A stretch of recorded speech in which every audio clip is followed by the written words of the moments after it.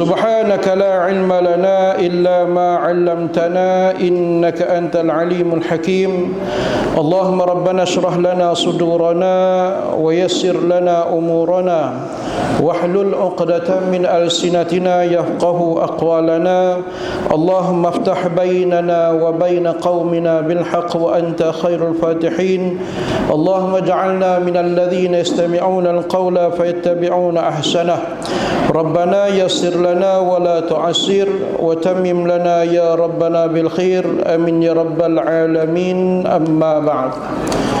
Yang berusaha saudara pengurusi majlis surau Muhsinin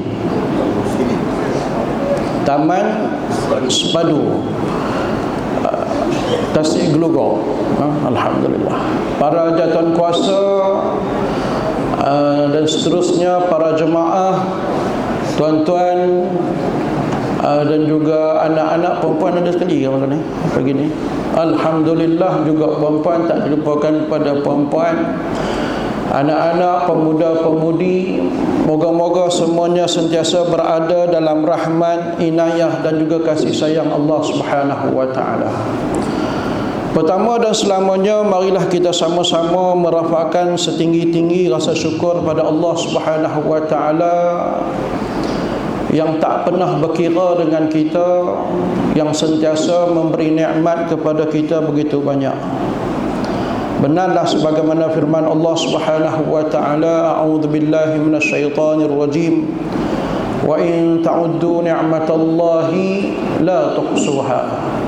Yang bermaksud, sekiranya kamu mengira nikmat-nikmat yang Allah Ta'ala bagi pada kamu, la tuhsuha, nescaya kamu tidak akan mampu untuk mengiranya.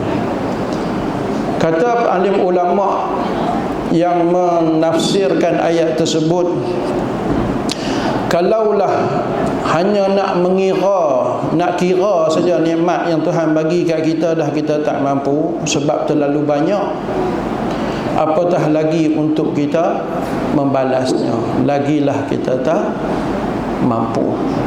Sebab tu di ujung ayat tu Allah Ta'ala berfirman, innallaha laghafurur rahim, sesungguhnya Allah Ta'ala tu maha pengampun lagi maha penyayang.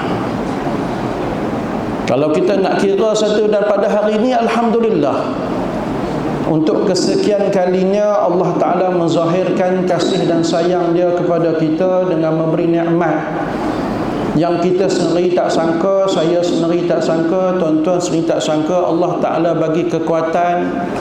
Allah Ta'ala pertama, Allah Ta'ala campakkan rasa keinginan kepada pihak penganjur nak buat program pada pagi yang mulia ini. Kalau penganjur tak tegak nak buat, takkan ada program pada hari ini.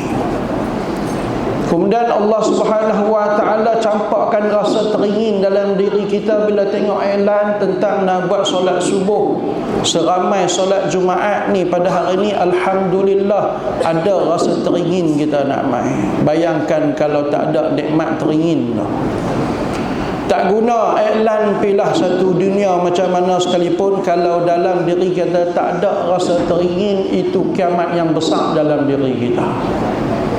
Sebab tu jangan heran kadang-kadang kita tengok seseorang ataupun diri kita lah, tak payah kata siapa, kita lalu di sebuah masjid, di sebuah surau, kadang-kadang azan sedang berkumandang, tak teringin, tak terasa teringin nak singgah.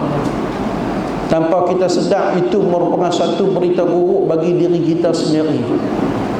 Tapi pada hari ini, alhamdulillah, pagi ini nikmat rasa teringin tu ada. Kemudian Allah Ta'ala bagi pula nikmat masa lapang pada kita. Kalau ada teringin, lapang tak ada, tak ada juga pagi ni nak kena pergi ke lain. Ada kematian, ada itu, emergency itu, emergency ini, tak boleh main juga, betul tak? Alhamdulillah. Masa lapang. Dia bagi pula lepas tu nikmat keselamatan. Ada masa lapang, kita start motor, start kereta, jalan kaki, alhamdulillah selamat sampai. Saya pun selamat sampai daripada Simpang Ampat, Bukit Tambun, menerima arahan daripada bos saya sendiri, Sahibus Samahah, Datuk Mufti untuk mengisi kekosongan yang sedia ada di sini. Dia minta maaf tak dapat bersama para jemaah, namun para jemaah tetap di hati dia, insya-Allah. Dan sentiasa mendoakan supaya program sebegini rupa bukan setakat hari ini dan selanjutnya. Syukur Allah Ta'ala bagi keselamatan kita semua dapat sampai di sini dengan baik. Alhamdulillah, kita di antara orang yang diberi izin dapat berjemaah. Dan saya dapat tahu malam tadi mula rawai pagi tadi ada buat qiyam. Alhamdulillah, nikmat yang besar juga. Tak semua orang dapat, walaupun mungkin semua orang teringin. Dapat kita berzikir lepas sembahyang, berdoa bersama. Kemudian pula alhamdulillah, para penganjur hidangkan kita dengan selain daripada hidangan fizikal untuk perut kita apa semua tu, hidangan untuk mental kita, untuk rohani kita juga, alhamdulillah. Kalau kita kira satu-satu tu, masya-Allah tak habis. Pakai habis masa macam tu dia bilang tu, yang kata nikmat Tuhan bagi tu banyak tak sangka. Cuma persoalannya sahabat-sahabat yang saya kasihi, pada diri kita ni cuba kita tanya. Allah setiap hari, setiap masa, setiap detik dia menzahirkan rasa sayang dia kepada kita.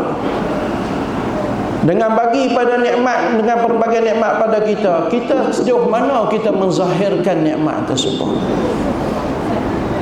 Dan saya yakin dan saya ucap tahniah kepada semua, pada anak-anak muda yang ramai pada hari ini, alhamdulillah. Hari ini dah merupakan satu kemenangan, berjaya menzahirkan. Kita syukur di atas nikmat yang Tuhan bagi, kita dapat mai untuk bersama-sama berjemaah subuh pada hari ini. Salah satu daripada waktu yang merupakan waktu yang mencabar dalam hidup kita, nak mai solat jemaah. Walaupun hari ini hari Ahad, hari cuti. Tak kata kat siapa tuan-tuan, kat saya sendiri pun tak mau nak sembah kemah. Bukan mudah. Kita nak bangkit daripada tidur yang nyenyak, tidur yang lena, tidur yang selesa, untuk mai tempat-tempat yang macam ni. Tak ada lain. Saya yakin kita nak mencari keredaan Allah Ta'ala, supaya Allah Ta'ala lebih sayang pada kita. Di samping menzahirkan rasa terima kasih, Allah Ta'ala dah bagi macam-macam pada kita. Kalaulah Nabi SAW menzahirkan rasa syukur dengan pulun dia dalam ibadah, tak kala mana ditegur oleh isteri dia yang tercinta Sayyidatina Aisyah radhiyallahu taala anha, apabila melihat Nabi SAW pulun dalam sembahyang sampai bengkak kaki Nabi, kerana berdiri lama, rukuk lama, i'tidal lama, sujud lama. Nabi sembahyang bukan macam kita, tuan-tuan. Nabi sembahyang diriwayatkan rakaat pertama bersurah-surah Nabi baca. Dan bersurah-surah tu bukan 3 kul, bukan 4 kul, bukan kul dekat tu dah. Dia baca surah Al-Baqarah rakaat pertama, habis Al-Baqarah surah yang seterusnya dan surah seterusnya. Al-Baqarah saja 2 juzuk dah, tak rukuk lagi. Sahabat yang hendak tengok Nabi sembahyang yang letih, Nabi sembahyang tak letih-letih lagi.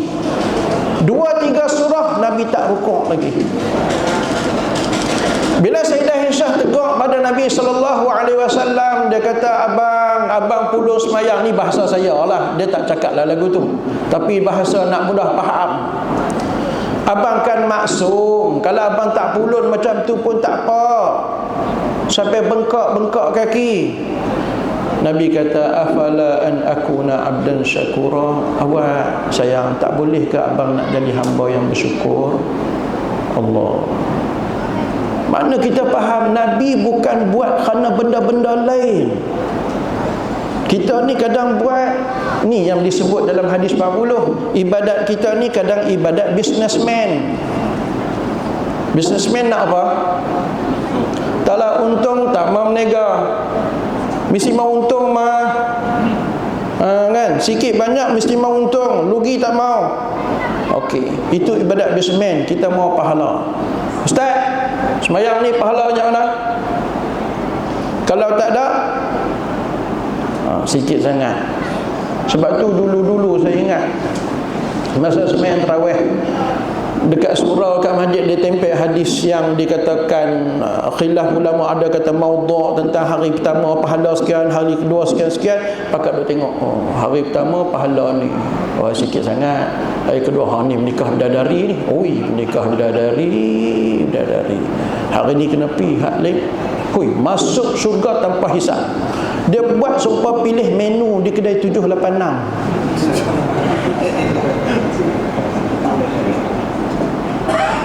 Patut ke macam tu? Mujak Tuhan tak kira dengan kita macam tu, kan? Kalau Allah Ta'ala berkira, dia kata oksigen hampa hari ini adalah berdasarkan perbuatan hampa kemarin. Mampu kita pakai usung untuk oksigen lah kita. Kita sendiri tahu apa kita buat kemarin, betul tak? Kalau berdasarkan hak tu, tak tahu. Saya pun mungkin kalah tung oksigen lah hari ni. Kemarin buat apa, tak tahu. Tak mau cerita lah. Kita sendiri tahu kesalahan kita. Tapi Tuhan ada buat macam tu kita lah. Dah. Alhamdulillah. Tapi berapa orang di antara kita yang betul-betul mensyukuri di atas nikmat yang Tuhan bagi itu? Takkan kita nak tunggu gedemak duit ringgit, nak tunggu PM umum bonus 12 bulan kali 12 bulan punya bonus, tunggu bonus, kita nak sujud syukur. Masuk surau tadi, masuk kawasan surau, dah letak motor, letak parking kereta, berapa orang di antara kita ucap Alhamdulillah sampai. Berapa orang? Tuhan tak kira benda tu. Dia terus bagi. Hak tak sembah dia, hak tak mau sembah dia pun dia jamu makan hari-hari. Takkan kita ada nak biar, kan? Allahu Akbar. Hebat. Nikmat yang Tuhan bagi cukup banyak untuk diri kita. Macam yang hari ni yang saya kata ni, tak semua orang dapat, walaupun mungkin semua orang teringin. Jadi zahirkanlah dengan nikmat yang Allah Ta'ala bagi pada kita.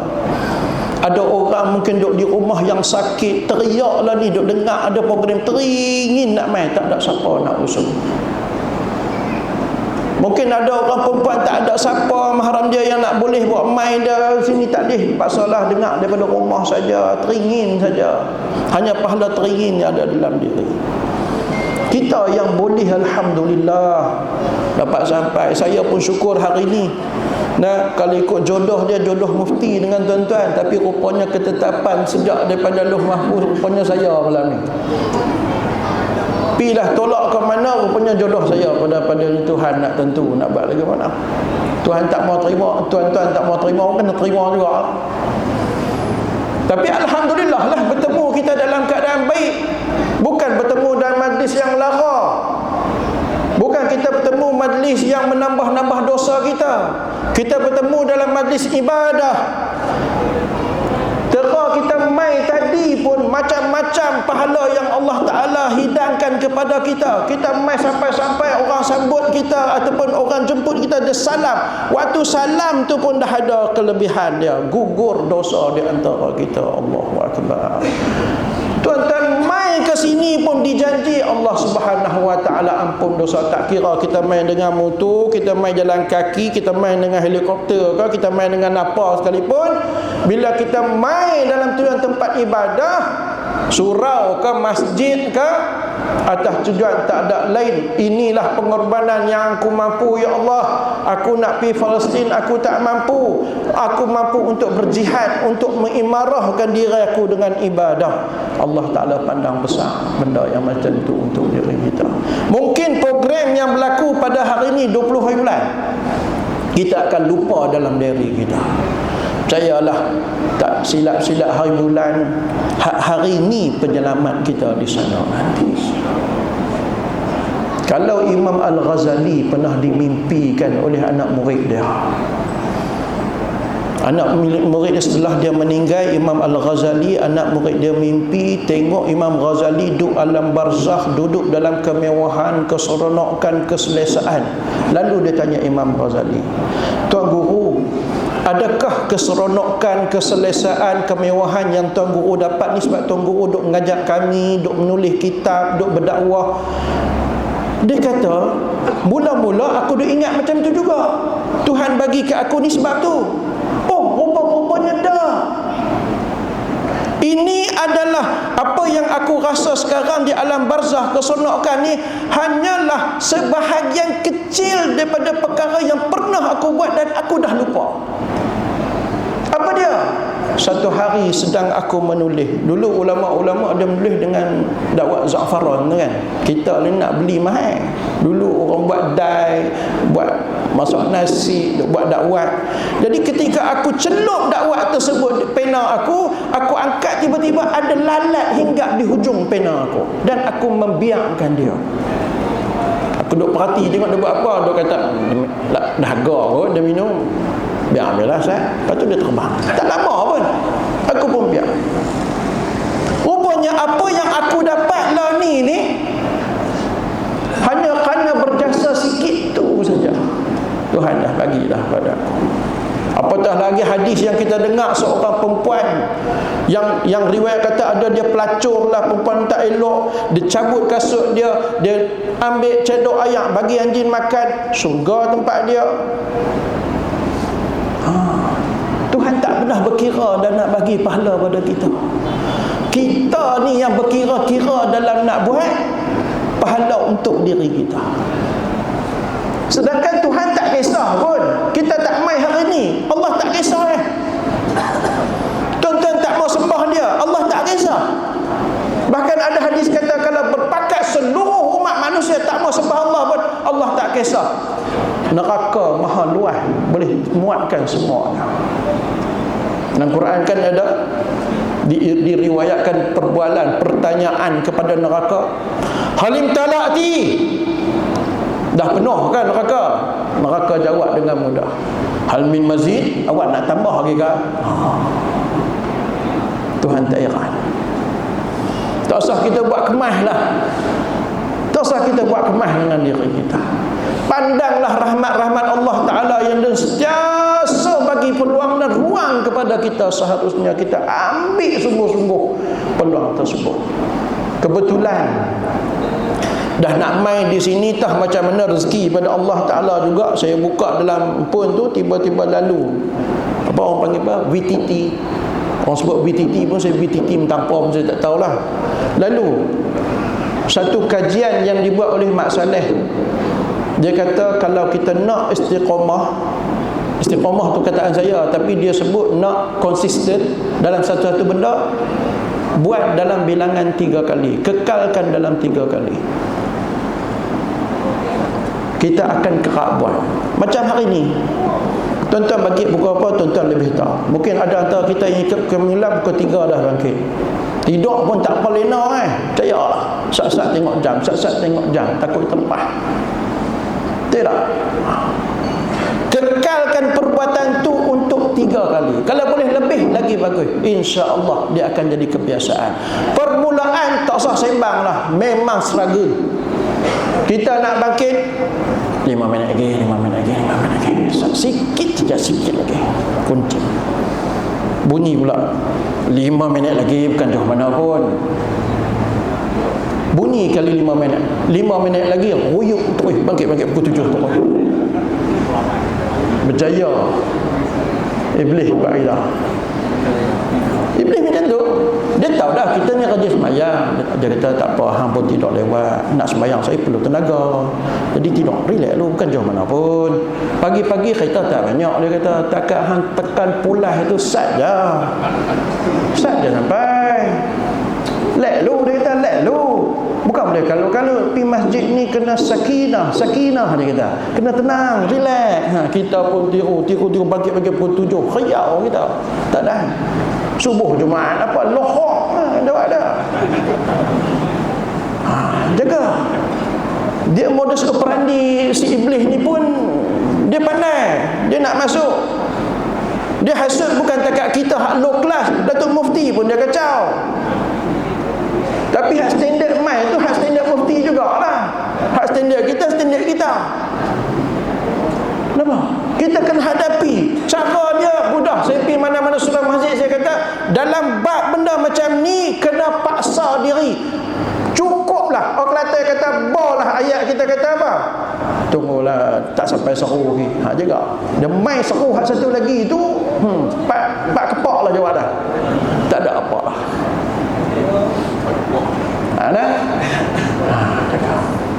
Cukuplah. Kita kena paksa diri kita. Dengan paksa tu dapat. Sebab saya pernah ayat tu, Ustaz, nak panggil orang mengaji ni kita tak boleh lah paksa. Saya pernah duduk dalam satu agensi uniform, kan, buat pengajian. Adalah seorang dua, banyak yang bagus, tapi ada seorang dua dia komplain. Dia kata, Ustaz, kuliah ni tak boleh paksa-paksa. Dia kata, kalau paksa kita tak ikhlas, bukan nak masuk. Sedap ayat tu. Power. Ayat tu memang power. Dia kata, kalau tak ikhlas, tak mai. Okey, saya tanya, bila ikhlas tu mai? Abang cakap kat saya nak panggil waktu tu. Dia tercengang. Tak boleh jawab. Dan dia kata, kalau pi tak ikhlas, tak dapat. Jadi kena ikhlas. Jadi saya habang ada, bila ikhlas tu nak mai, habang saya nak jemput waktu ikhlas tu. Tak boleh jawab. Habis macam mana? Kena paksa diri kita. Nak bangkit awal pagi, nak buat qiyamul, nak tahajud, nak apa, kena paksa diri. Paksa itulah mai rasa rindu. Yang kita dah berkenan ke orang, kita sanggup ragas padak rumah dia pula. Benda tu kita sanggup pula. Tunggu kering lebih pada asal keping kering tu, tunggu markah. Boya prank, tunggu gila prank. Elok-elok. Sanggup benda-benda macam tu. Ni untuk benda yang pasti, yang Allah Ta'ala janjikan pada kita. Tak ada istilah tunggu. Kena paksa diri dah kita. Tambah pula bila kita tahu mati, dia tak kenal usia. Tuhan kata umur 2 tahun, malaikat ambil. Dia tak ada sakit apa ni ya Allah. Aku kata ambil. Nampak? Ni kita kena ingat. Syukurlah pada Allah Ta'ala. Mungkin hari ni subuh kita tak akhir. Boleh jadi, tak tahu. Mungkin subuh saya. Ya Alhamdulillah lah kita dapat buat satu benda yang baik pada hari ini. Manfaatkan sungguh-sungguh. Bagi semangat pada diri kita sendiri. Kita buat tak ada benda lain. Kita buat kerana Allah, tapi untuk diri kita. Tuhan sediakan selapang-lapangnya syurga untuk kita. Jadi buatlah sesuatu yang terbaik. Kita nak bekerja, disuruh kita bekerja. Alhamdulillah. Jaga jangan sampai kerja kita mengganggu amal ibadah kita. Supaya kerja, bahkan kerja itu jadi ibadah pada diri kita. Kalaulah kata dia tak bagi pada hari ini dengan nikmat-nikmat, tuan-tuan dan puan-puan sedia maklumlah, tahu macam mana keadaan kita. Sebab tu saya kata kita jangan cemburu. Orang Islam jangan cemburu pada orang yang belum Islam. Saya guna istilah tu. Ustaz, di masjid semayang pun duk macam ni juga rezeki. Tuan-tuan, idza ahabballahu 'abdan ibtalahu. Bila Allah Ta'ala kasih pada hamba, dia uji. Para nabi lagi dia uji. Itu cara kasih sayang Allah Ta'ala kepada orang yang beriman. Dia saja bagi kita hidup dan struggle sebab dia nak bagi pahala sabar pada diri kita. Macam kisah seorang perempuan yang dia ada penyakit lebih kurang histeria, kesawan ke, dia pernah mengadu pada Rasulullah. Rasulullah, tolong doakan saya hilang penyakit ni. Rasulullah kata, boleh kalau nak doa bagi hilang penyakit, tapi sebelum tu hang dengar ni. Kalaulah saya doa bagi kamu hilang penyakit, kamu dah tak ada dah pahala sabar di atas kesakitan tu. Sebelum ni kamu sabar dan ada pahala. Kalau saya doa ni Tuhan angkat cabut, kamu lega, dah tak ada dah pahala tu habuan kamu. Dia fikir Rasulullah, tak apalah, tak sah. Cuma saya minta pada Rasulullah ialah tolong ketika saya sakit tersebut, saya tak sedar diri, aurat saya terjaga. supaya waktu dia duduk meronta tadi ni aurat dia tak terselak. Tengok iman seorang perempuan sahabat Nabi macam tu. Kita kadang-kadang bisui dalam hidung pun dah merungut kita, nak sujud masjid tak boleh pergi. Itu yang saya kata tadi, kalau Tuhan berkira kita satu-satu hari ni tak tahu, kita sendiri sebab maklum lah. Tengok orang Yahudi kena kes hukuman sampai berubah jadi babi, jadi beruk pun ada. Sebut monyet tak apa nak berasa kan, sebut beruk kita berasa lagi. Bukan salah kalau kita tengok banyak mana pun, tapi mengelak, tipu Tuhan, ubah. Baca dalam tafsir, bukan ubah perangai, rupa parah pun berubah. Kita ada dah jadi. Kalau di Taman Sepadu ni jadi jenah kacau tuan-tuan, jenah PBT buat kandang. Tak ada. Siapa punya usaha tu? Nabi SAW merayu bila dia tengok Bani Israel sentiasa dapat hukuman yang kes. Nabi Muhammad SAW merayu, itu kesemuanya kita umat Nabi Muhammad, supaya setiap kesalahan hukuman dia ditangguhkan di akhirat. Bila ditangguhkan maknanya apa?